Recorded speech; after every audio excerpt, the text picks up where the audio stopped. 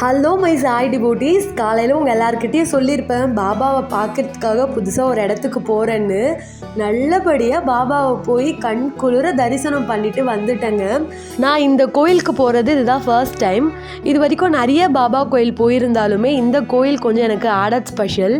ஏன் அப்படின்னா என்னோட சாய்பாபா மூலயமா கிடைச்ச ஒரு நல்ல உள்ளம் எனக்கு நிறைய கைட் பண்ணுறவங்க அப்படின்னே சொல்லலாம். ஸோ அவங்களோட கோயில் தான் இது. இந்த கோயில் அவங்க கட்டினாங்கன்றதை விட பாபா அவங்கள கட்ட வச்சாரு அப்படின்றது தான் நிதர்சனமான உண்மை. ஸோ இந்த கோயிலோட ஹிஸ்ட்ரி எல்லாமே உங்களுக்கு அப்கமிங் வீடியோஸில் நான் ஷேர் பண்ணுறேன். கோயிலில் அப்படியே ஒரு மினி ஷீரடியே செட்டப் பண்ணியிருக்காங்கங்க.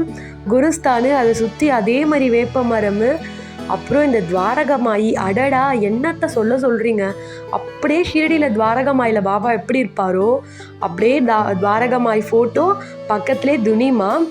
இங்கே துனிமா இருக்குன்னு கேள்விப்பட்டதுமே பாபாவுக்கு மட்டை தேங்காய் வாங்கி கொடுக்கணும்னு வீட்டிலேருந்தே யோசிச்சுட்டு போனேன். பட் இந்த கோயிலில் இருக்கிறது இன்டீரியர் பிளேஸ்ன்றதால எந்த கடையுமே இல்லை.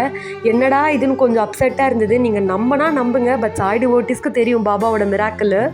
கரெக்டாக ஒரு மாங்காய் கடை இருந்ததுங்க. அந்த கடையில் வெறும் மட்டை தேங்காய் மட்டும் அதிசயமாக இருக்குது, சம்மந்தமே இல்லாமல். அப்பயே நினச்சிட்டேன் இவர் போட்ட பிளான் தான் இது, இவர் போட்ட மிராக்கிள் தான்னு. தூக்குடா மட்டை தேங்காவன்னு தூக்கி நல்லபடியாக பாபாவுக்கு நாங்கள் இது பண்ணிட்டு வந்துட்டோம். இன்னொரு மிராக்கிள் என்னென்னா, வீட்டிலேருந்து வரப்பே பாபா கிட்ட கேட்டிருந்தேன், பாபா உங்களுக்காக நான் வரலை, உங்கள் சம்மந்தப்பட்ட ப்ராடக்ட் எதுனா ஒன்று எனக்கு கொடுங்க, நீங்களே என்னை ஆசீர்வாதம் பண்ண மாதிரி நினச்சிக்கிறேன்னு. அதே மாதிரி 1க்கு 2 கொடுத்துட்டாருங்க மனுஷன். மாலை ஒன்று, அப்புறம் பாபாவோட வஸ்திரம்.